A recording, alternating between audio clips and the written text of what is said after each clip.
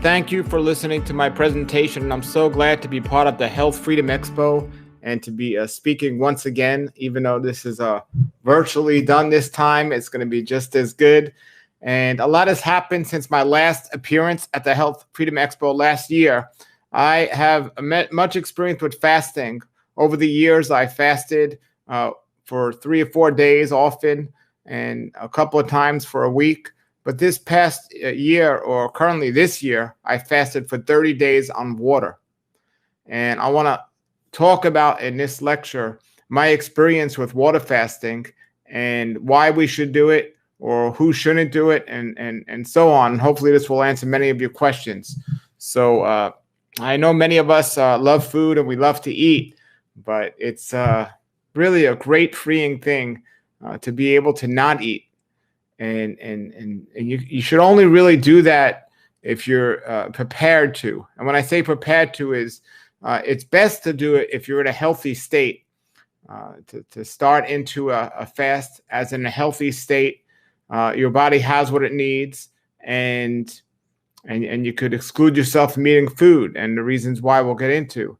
However, sometimes it might be necessary to do if you're not in a perfect state of health. As a matter of fact, if you're in an unhealthy state of health, it might be beneficial to help assist your body in healing from the things it needs to be healed from.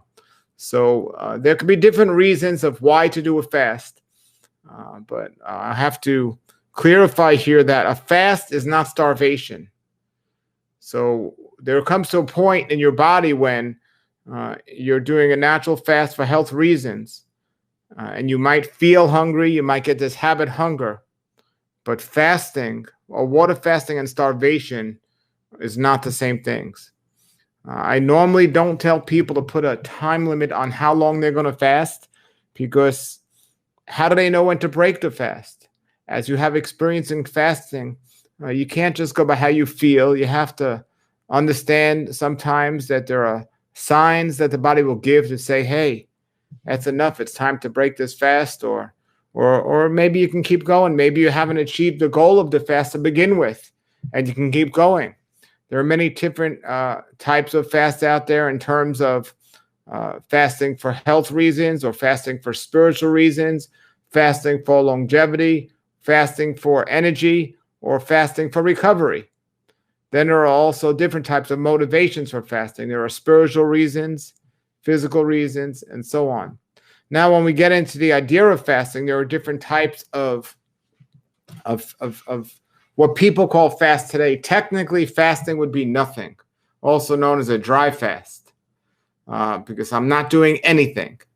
Dry fasting is something that has been used over the years by certain people. I don't recommend it for more than a few days, because the body can go months without food, but to go without water, you're really accelerating everything in the body. And sometimes a water fast, as long as it has that water to sustain itself, it can last a good amount of time. But they say if you dry fast, which is a fast with no water, you're putting yourself in a position where each day of a dry fast is like a week of a water fast. And so there are different levels of fasting. There's juice fasting, which means you're just doing liquids. Then there's so that's juice fasting, and then there's water fasting, where you're just doing water. But technically, it's a juice diet or a water diet. It's not really fasting. Fasting means to fast, or to leave out, or to not do. And there are examples in the Bible of Moses, who went 40 days and 40 nights on a true fast of no water and no food. Now, for myself, I did a 30-day water fast, and that's what I would recommend, either a water or juice fast for today's environment. I've went a couple of days with no water even, and I was able to do that successfully. But I also know someone who was a vegan doctor, a nutritionist, and he ended up getting sick. So he decided to do a dry fast, and he ended up dying. So you really need to prepare yourself and know what you're getting yourself into before you go and you make this step. And I'm not saying this to scare anyone, but I just want people to understand and be aware of the effects that it might have on one's body. There were times that if I didn't have experience during my long-term fast or even my first fast, I wouldn't have possibly been able to continue. And if I did, I might have put myself in more danger than not. So it's always advisable when you fast to know someone that can guide you and monitor you and make sure you're doing okay. So that would be very helpful. So my experience with fasting began when I first got into the healthy lifestyle and a healthy diet, and I'll get into my story in a moment. But I remember when I did my first fast, I attempted my first water fast. I got the worst headache that I've ever had in my life.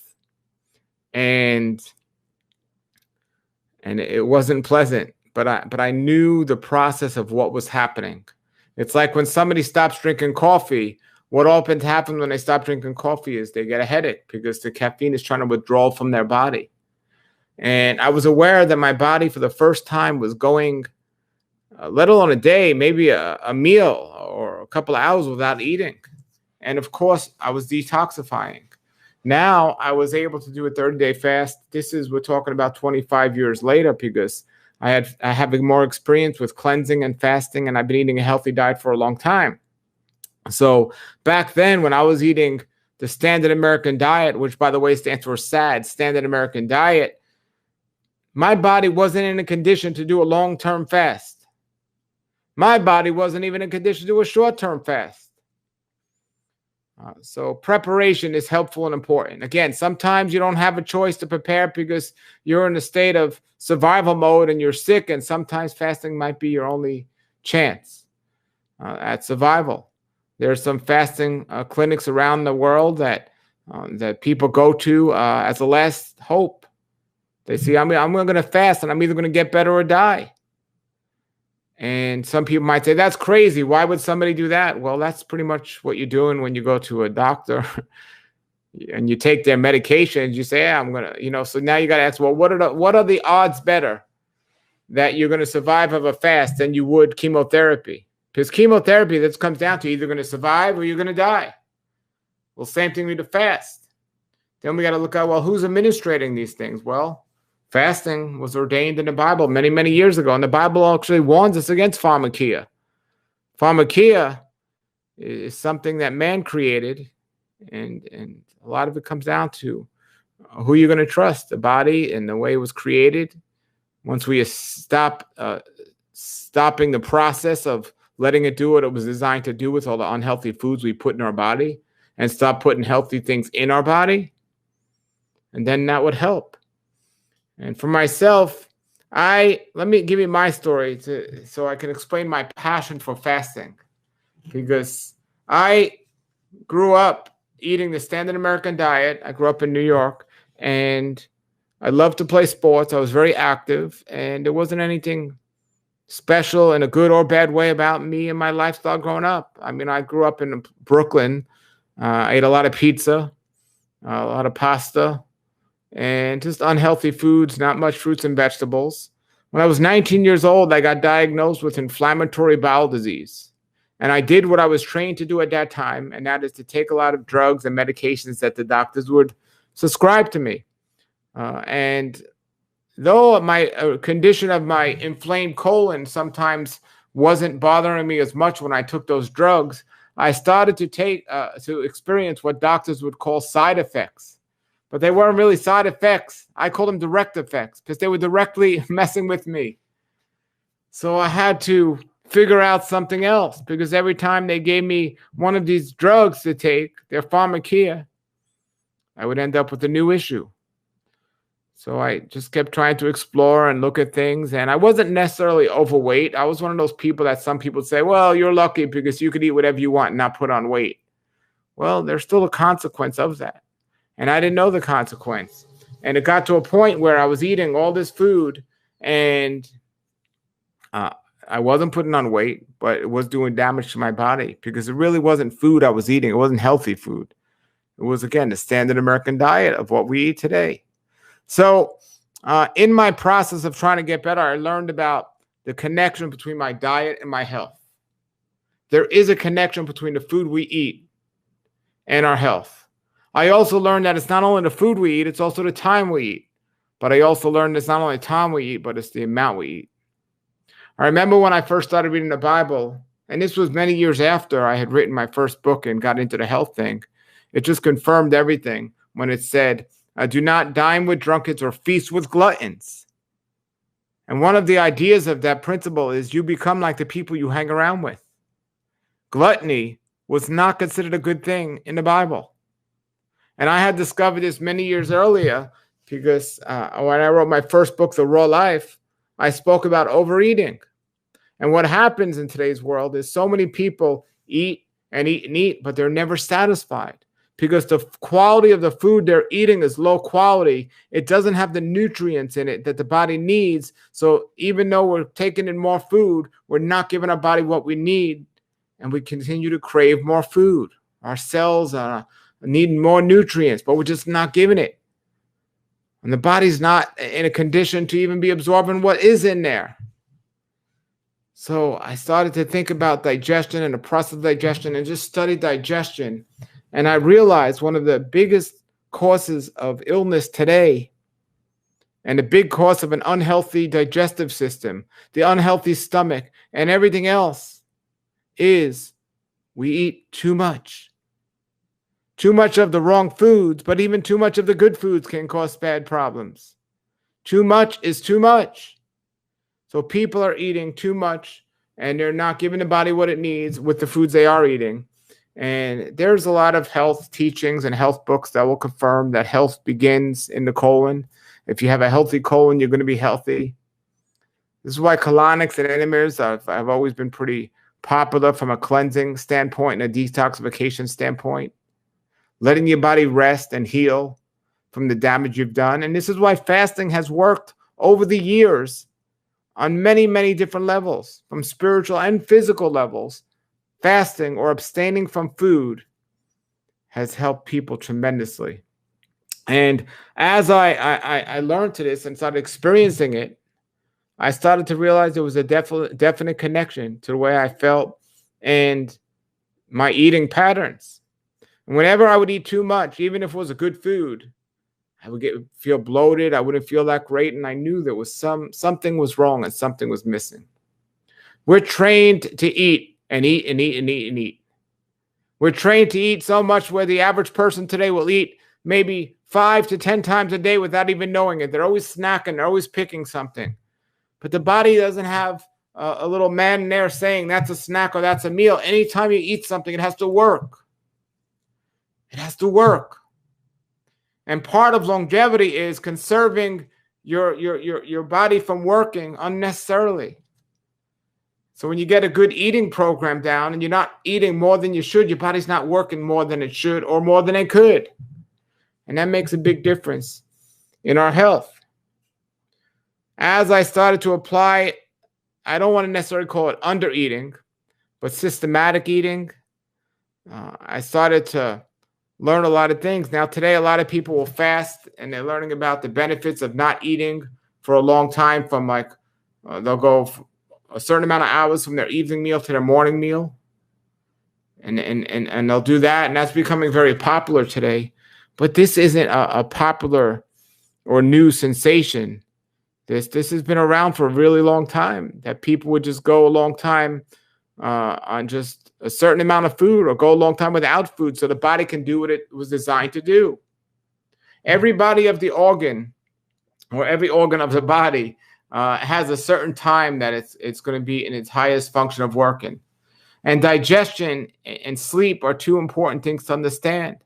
If we eat and eat and eat and eat and got so much food in our bodies, and then on top of that, because we're eating the wrong foods, we get constipated. And then on top of that, we eat at the wrong times. We eat late at night, which I've done many lectures on about daylight eating. When we eat late night and eat at night, all this makes our body have to work extremely hard, and it affects our sleep. Sleeping is where the body usually heals, when you give it the right things in the right amounts at the right time. But when you give it the wrong things and too much of the wrong things and at the wrong times, you're never putting yourself in a body in a truly situation to be able to heal, because it's always working and working and working and never able to heal. And it runs into an issue. So I started to eat less and feel better. And normally it goes the other way around. When people eat less, they don't feel good. Like I said, when I first started, I got a headache when I first fasted and so on. But I realized the less I eat, the better I feel. How many of you could say that? Some of you might be laughing now because a lot of people, it's not that simple. The less they eat, the better they feel. No, it's the other way around. And one of my mentors, Dr. Fred Bishey, who's been eating a raw vegan diet for over 60 years, he's in his 90s, he told me something I will never forget. He said, you've reached a certain point of health and a certain point of life on a spiritual level, on every level, when you can enjoy not eating as much as you enjoy eating. Wow. Nobody's ever told me that before. And to this day, I don't hear many people talking about that. When you can enjoy not eating as much as you enjoy eating.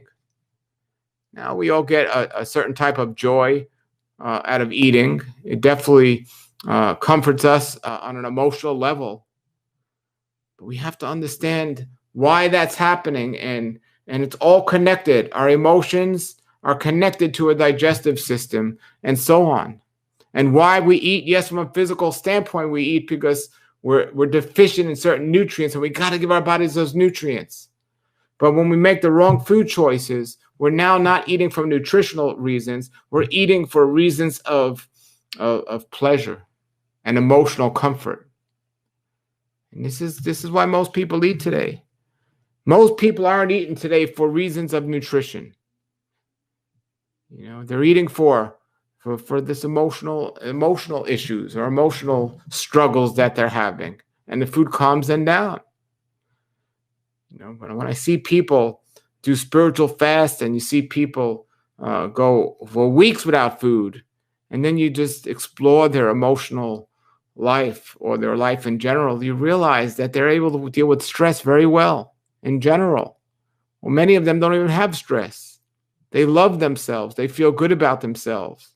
They don't have to run to a vice, whether it's eating, or some people might run to drugs or alcohol.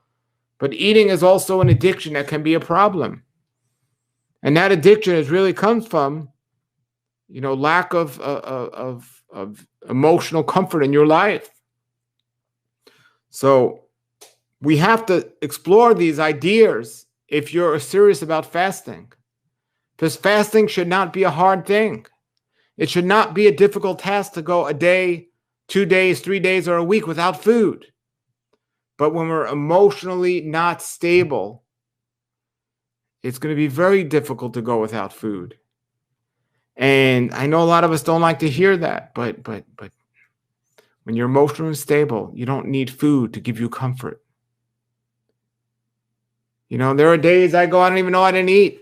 I'm just feeling so great about my life and everything else. But there are other days where, I mean, they're far and few between, but I'll get out of character for myself, and I just want to eat. Just I gotta eat. I don't have to eat. I went 30 days without food. Why do I have to eat after a meal? So the more I got into this and learned this, and I wrote my first book about overeating, we just need to eat less, just trying to help people improve their digestion in general. Then I learned about the connection between overeating and things like cancer and all these other diseases. Yes, people are eating too much, and it's creating all these diseases. Because if the waste isn't come out of you, it's staying inside you, and it's just really creating a problem. And constipation is a sign of overeating, believe it or not, and overeating on the wrong foods. And this is what gets so many people in trouble. So I love to explore and look and read books and so on. And I remember somebody I know wrote this book that was really great. It was a book called Quantum Eating. Quantum Eating. And this book spoke about pretty much the sensation today that they have of the fasting, where you go one whole day without eating, or you go a certain amount of hours each night without eating. Well, the author of this book, Tanya Savaska, she wouldn't eat after 2 p.m. every day. And then she would start eating the next morning, whatever, 9 or 10 o'clock it was. But she would go every day. After 2 o'clock, she didn't eat. And then I found another book by this man, Dale Lewis. Dale Lewis is a very popular figure in United States history, because there was a temperance movement in the United States where they were trying to have all alcohol banned and all bars closed. And he was one of the leaders of this movement.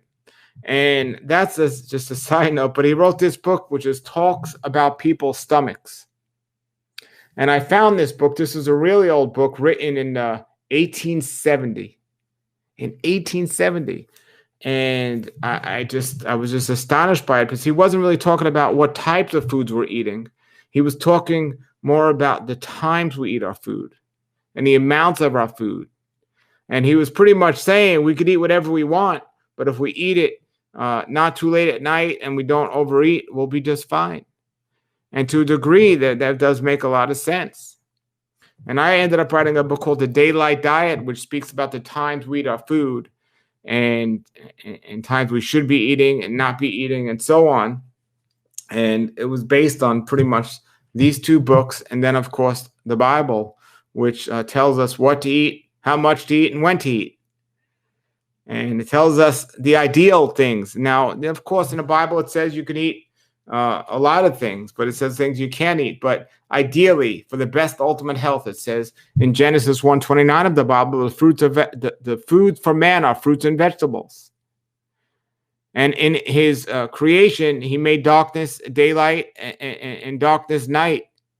And we don't eat at nighttime if there's no artificial electricity. So now we have the times we should eat established, and we also have the type of foods established. And then we could see the animals in nature, how they eat and how they consume their food. No, they're not picking at their food 6 times a day. You know, they were eating what was available to them, and what was available to them was good food at the time.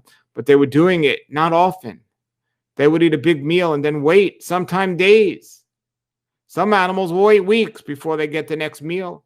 And you might think, well, that's just because another meal wasn't available to them. No, that's not true, because carnivore animals like cheetahs and lions, they could go hunt a different animal every day. But they don't. They wait. They eat their food, their meal, and then until they go again. It's not the next meal. I trust you, it's not like 3 or 4 hours later. So I took all these things into account and just over the years build my mind up for experimenting with fasting or experimenting with eating less. Water fasting was pretty simple and easy for me. Juice fasting was pretty simple and easy, because basically you're juicing, so you're taking liquid in. And from my experience with fasting, this is going to be another thing that might help some of you if juice fasting is what you're trying to do. Fasting is not the issue. We don't miss food when we're fasting. What many of us are missing is sugar. Sugar is what really drives the emotions. Sugar and fat, of course, but really the sugar. So from my experience with juice fasting, if a person juice fasted with no sugar, and I'm talking about artificial sugar as well, fruit juices and so on, they had a really difficult time fasting. But if somebody fasted with sugar in their juices, they had no problem at all. Person can go 30, 60 days on a juice fast, a long-term juice fast, as long as they had some sweet juice or some sort of sugar in their juice, an apple or carrot. They don't miss the food, even on an emotional level. Now, and for some people's situation, or just to get used to not picking and eating food, that might be okay in certain situations. But when you start fasting without sugar in your diet, doing green vegetable juices like a cucumber, spinach, celery juice with no sugar, now it starts to get difficult after a couple of days. And then when you start just doing water only, then it really starts getting difficult. Usually, the first 3 or 4 days, maybe the 2 to 3 days, depending how much experience you have with fasting, are the most difficult. That's right. That's what I said. It's only usually at the beginning that it's difficult. I went on a 30-day juice fast, and the first day of fasting was harder than the 30th day or the 29th day. I've heard that, but it's true, because your body has an amazing power to adapt to what you're doing. And if you're used to eating 6, 7 times a day, and then next day you just stop, where's that food? The second day, where's that food? Now, you're not depleted from a nutritional standpoint at this point, going 2 days without food, unless you are already deficient. But for the most part, you can go 2 days without food and you're not missing anything from a vitamin standpoint or nutrition-wise. So you would think maybe on like the 20th day, now you're missing stuff and things aren't going. But no, we're such a habit of eating every day that's changed too quickly. This is why if you have time, it's best to prepare yourself for fasting and so on. And as I experienced these things and realized these things, fasting is more of a mental thing than it is a physical thing. I'm going to say that again. Fasting is more of a mental thing than a physical thing. It comes down to discipline.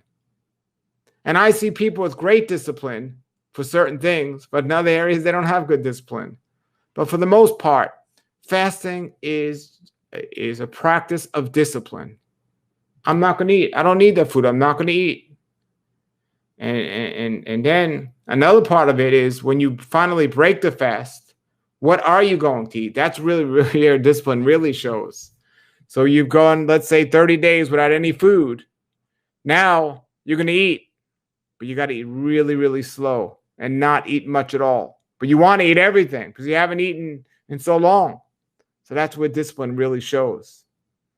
And some people would call me up sometimes and say, hey, Paul, how can I stop eating cooked food? Or how can I stop? I want to go on a vegan diet and all these different things. I said, look, I could tell you what to eat or not to eat, but I'm not a psychiatrist. I can't help you with your discipline and your emotions. That's something different. But I'm telling you, there's definitely a connection between all of this, and it all comes together and it just works beautifully. So I didn't set out trying to do a 30-day fast when I did it, but I want to share my experience with that. So after I did that, I had my issues with my stomach and my colon. The doctor's drugs didn't help. They didn't help at all. I was getting more sicker than everything else. I've met people at this place called the Hippocrates Health Institute in South Florida. We're getting better from all sorts of illnesses and diseases. And where I live here in South Florida, I live right down the block from a place. At the time, I didn't live here, but I've been there. There was a fellow named William Esser, Dr. William Esser. And Dr. William Esser was somebody that ran a fasting retreat where he would supervise long-term water fast. Literally walking distance from my house now. And I didn't know about it then. And I was writing a book at the time called The Raw Life. It was my first book. And I got an opportunity to meet Dr. Esser, and I spoke to him. And I interviewed him in the book.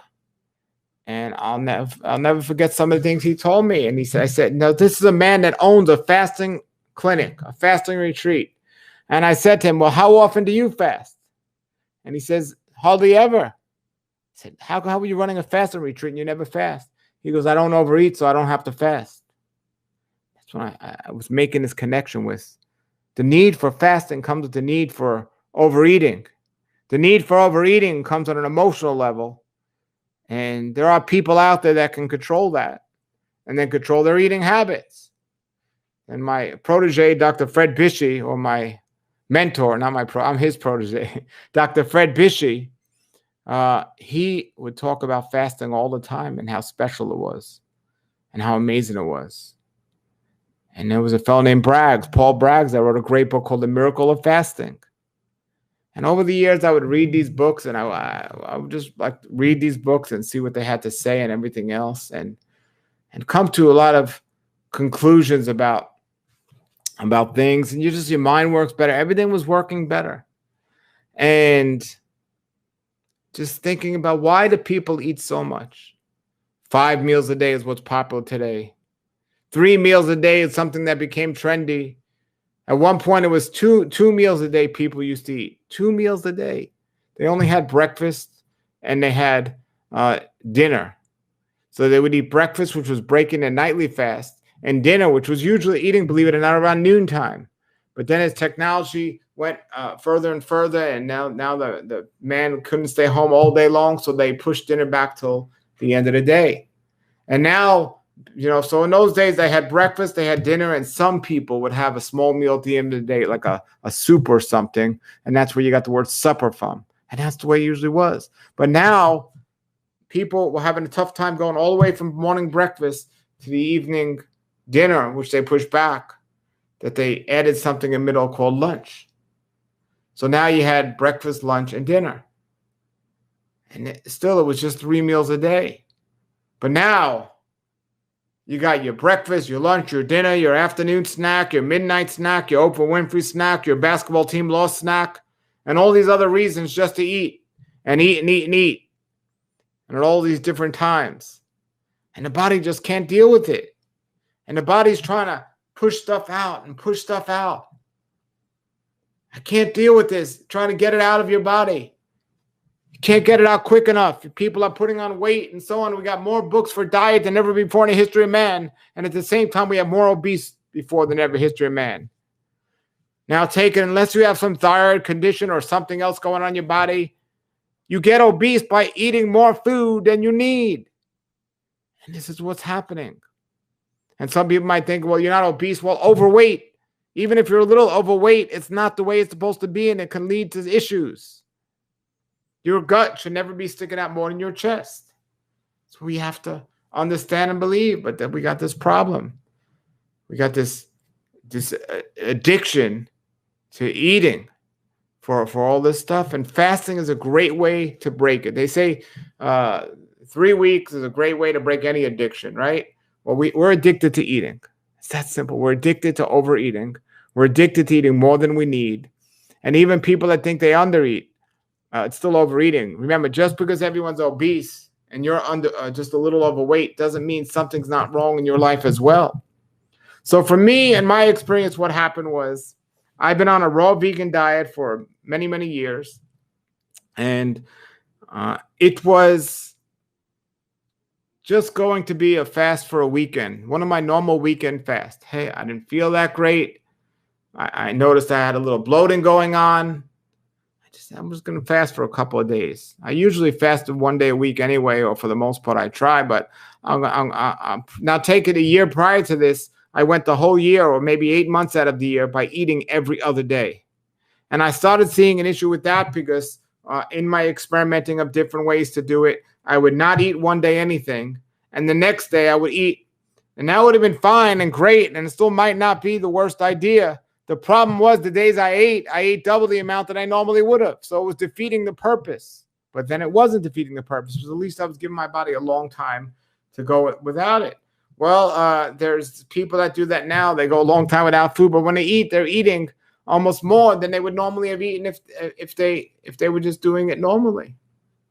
So regardless, it was time for me to do a fast. I needed to do some type of fasting or something. And I decided to fast for the weekend. And after 2 days and then 3 days, now I started to feel great. So after 3 days, I just kept going. And after a week, I was like, wow, I've never fasted this long before. And from a spiritual standpoint, I was looking for some answers going on in my life. There were certain things I needed answers about that I was waiting to hear from our Creator. And I've read so much about prayer and fasting over the years and so on. So it switched from this physical, I just want to feel better and give my body a rest, to a spiritual experience. And I was just able to just talk to our Creator and fast for a really long time without any food. And then I got to the point, and I was just taking it day by day. And then I got to the point where I wanted to fast 40 days. I really wanted to get 40 days. And I was doing wonderful with it. I wasn't eating. I wasn't thinking about food. But the interesting thing was, where I live, I have a bunch of fruit trees. And it just so happened to be an early season this year.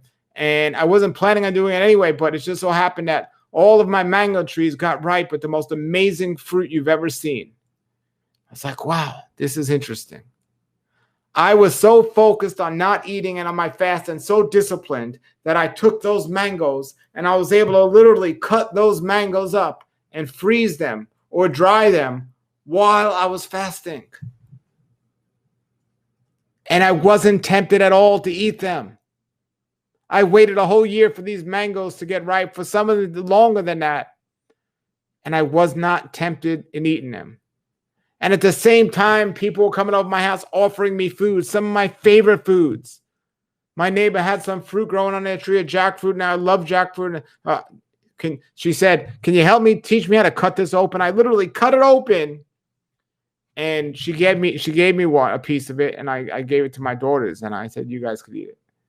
I wasn't even focused on food, and I wasn't tempted by food, but I was around food. It was very interesting. And the longer I went, the easier it got.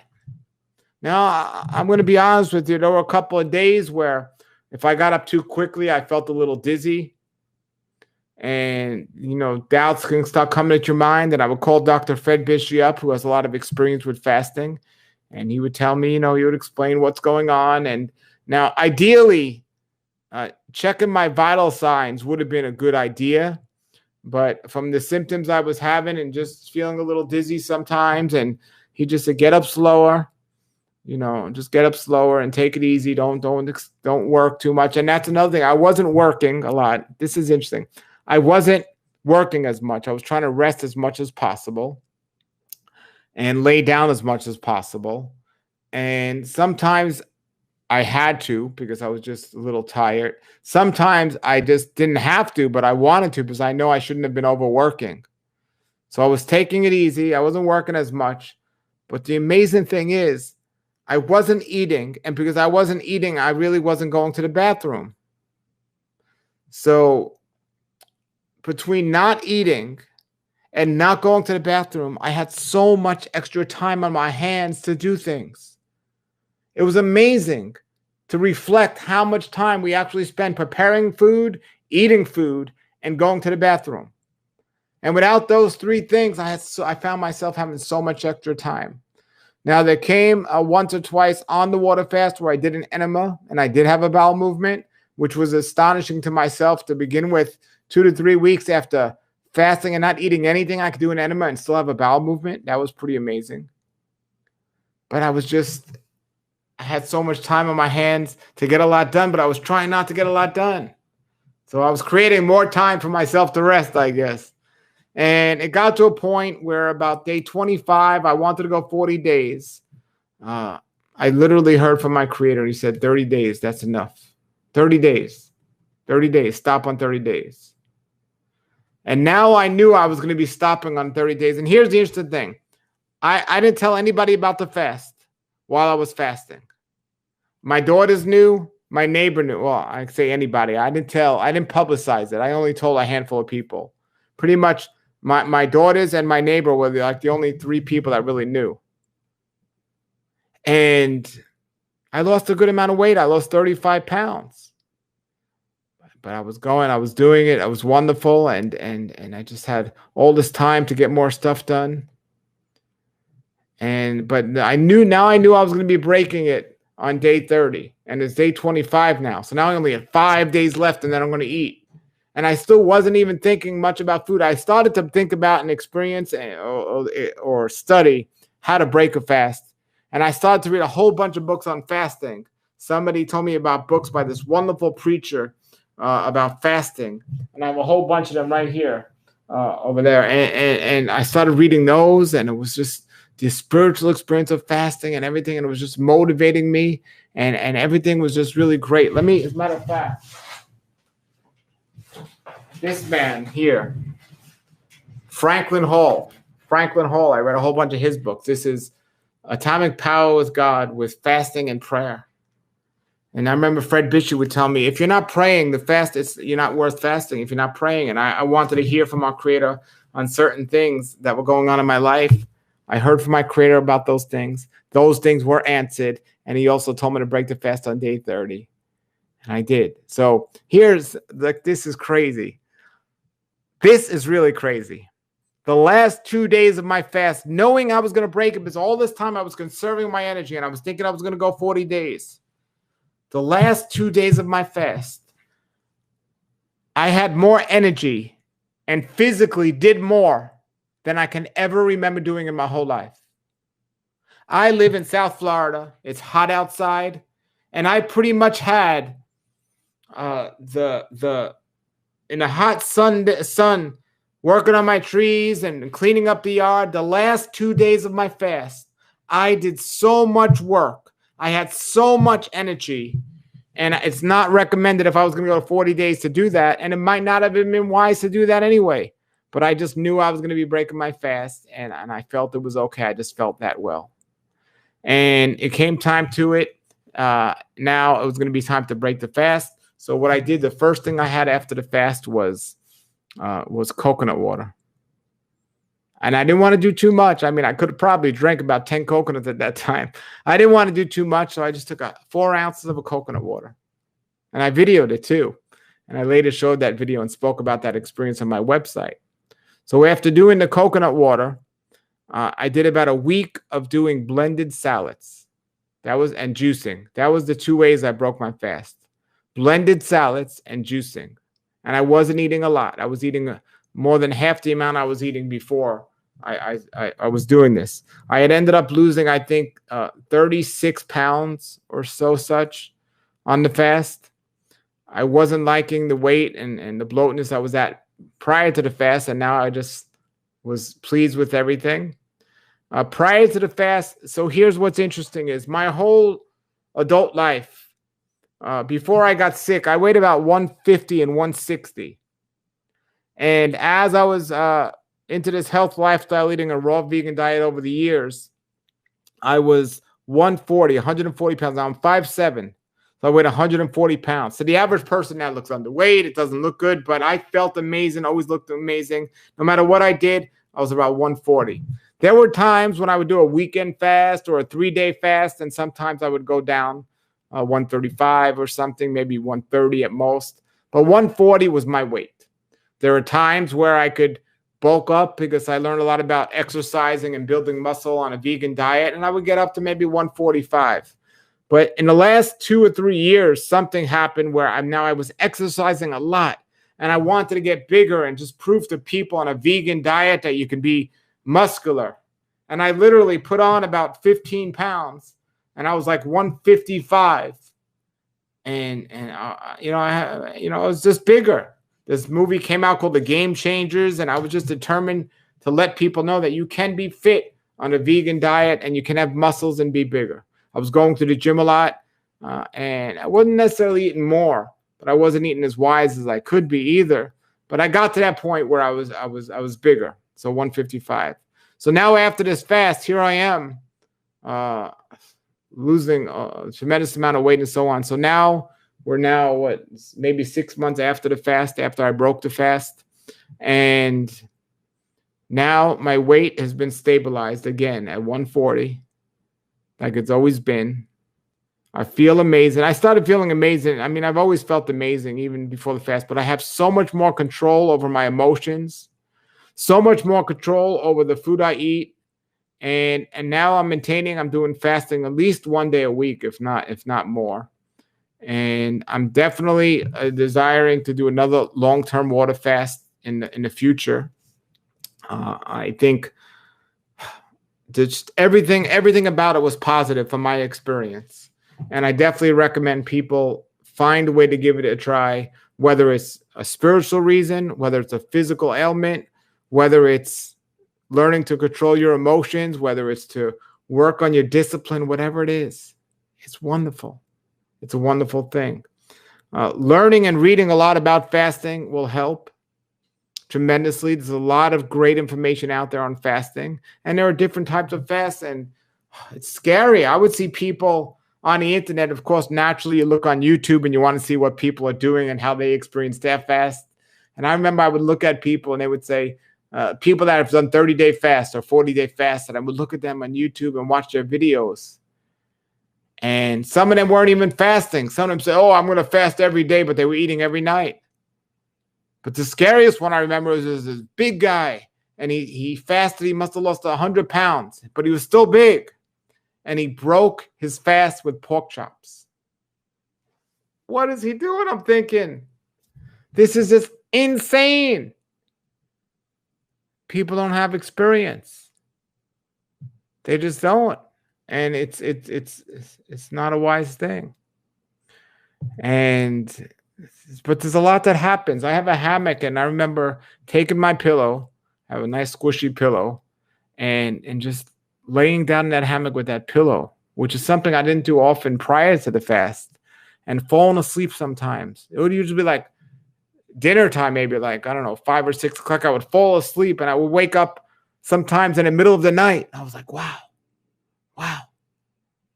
My sleep was so good. And yeah, I was a little tired that I can never nap. I'm not a napper, and I can't usually fall asleep that early in general, but I found myself doing that often. You know, and before I had those last 2 days where I had a lot of energy, I took it kind of slow. I was like, on purpose, but also, if I got up too fast, well, I'm a little dizzy here. And, it was interesting. But we'll see what happens next time. Maybe it was easier because I was taking it day by day. I mean, if I wasn't stuck to, I got to do this. I was taking it day by day, but I would keep going and keep going, keep going, keep going. I wasn't trying to impress anyone because nobody really knew what I was doing. And then I did make a mistake during, like, I think on day 14, I made a video and I put it up there for about, I don't know, for a day. And then I took it down. I'm like, what am I doing? I don't want to tell anybody this, but I'm not ready to break this, and so on. And just I learned. So I do recommend, though, if you're planning this out better, take your time with it. It's not something. Prepare yourself for a long fast by doing a short fast. Go 1 day a week with just water. Start doing that 1 day a week with just water. You can do that. Stop eating late at night. In general, it's just not a good practice. Try to go 1 day a week with just juice. Maybe go do juice 1 day, water 1 day, and juice another day. So let's say every Friday, Saturday, and Sunday. Let's say every Friday you're going to fast. Every Thursday and Saturday, just do juice or something. Or or something like that. Fast on Saturday and just do juice on Thursday, Friday, and Sunday. But and then another thing is, your schedule better than anyone else. So when you're considering a fast, think about all the things in your life and your schedule. If you're going to school, maybe during school break might be a better time to do it. If you're doing a lot of physical activity, maybe, consider when might be a time to take a break from that. By the way, I was going to the gym a lot before my fast. During my fast, not at all. Not at all. Just didn't. I don't want to exercise during my fast. And yeah, it's really, and I don't even think it's an amazing feat as much as people think it is. Wow, he hasn't eaten in 30 days. My neighbor, who knew what I was doing, he started to get word at the end. He was like, you're not looking good. He kept telling me, oh, you're not looking good. It might be time to break that or change that. Something, it's not looking good. And I was like, I'm fine. I'm absolutely fine. As a matter of fact, better than I've ever been.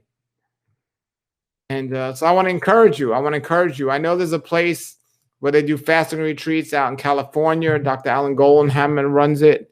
That's a fasting retreat. And now, if you're sick and you're doing this to recover from a particular condition, I definitely advise you to have somebody to supervise you before doing a long-term fast. Even if it's a juice fast, I definitely recommend somebody that knows what they're doing to supervise you, advise you. Now, if you're healthy, you're feeling great, you're not diagnosed with anything, you don't have any deficiencies that you know of, you could try this on your own. See how long you can go. Well, I know how long you can go, but see how long you're willing to go in terms of your discipline in this area, and see what you're willing to accomplish. It's a life-changing thing. And now, knowing I've done it once, I'm going to do it again at some point. And remember, it's not a competition. You're not trying to break a record fast in 100 days or something. You don't have to do that. You don't have to announce to the world. You don't have to wear a shirt saying I'm fasting and all this stuff. Make it a personal experience. And don't even think about it. From my experience, I found if I don't talk about food, people usually don't talk about food. If I stand on the corner saying what you're eating is going to kill you and I'm a vegan, which I often do, but if I don't say anything, nobody's saying anything to me about I eat. Even if I'm in a crowded room and everyone's eating, even if I'm not eating, nobody will say anything. Let alone not eating something that they don't agree with. But even if I'm not eating anything, most people won't even notice. Somebody might mention later, I noticed you haven't eaten. Oh yeah, I ate earlier. I'm so full. Little did they know it was a month earlier. But yeah. Don't. Even though I was around food during this, it's not necessarily advisable to surround yourself with food, if possible. I did push the limits, and I won't say it was the wisest thing, where I was literally cutting up my favorite mangoes and bananas right from my tree, taking them down and freezing them. So maybe not the best idea, but maybe, who knows? I took it seriously, but I didn't take it so seriously like, oh, if I don't eat this, I'm going to die. No. No. As a matter of fact, I believe I got to a point where I feel just as fine not eating as I do eating. And I think you all have an opportunity to get to that point. So I pray that you were able to experience it. And please share your experience with me. If you can get these books, my book, The Daylight Diet, will help you get in the habit of eating less. This book, Quantum Eating by Tanya Savaskar, is a great book. This book talks about people's stomach. I have it on my website at rawlife.com. Great book, rawlife.com. And those fasting books by Franklin Hall, these are more a spiritual fasting and praying. You could just look him up. He's in Arizona. Reverend Franklin Hall. He's no longer alive, but there are people that are distributing his book soon. Reverend Franklin Hall. And you can contact me if you have questions or testimonials or whatever. You can see all my videos on my website. And you could also contact me, www.paulnison.com, PaulNison.com, or you could just go to rawpaul.com. And again, I'm excited for all the lectures that are happening at this virtual expo here of the Health Freedom Expo. And I'm glad to be one of the presenters for this expo. And I think they're doing a wonderful job getting this information out. And I really share in their passion and helping others help themselves. So one of the great things you can do for your health is to eat less and enjoy life more, have more time, and recharge your body and let your body recharge and heal from anything and everything. All right, everybody. Thank you so much for watching. Have a blessed day.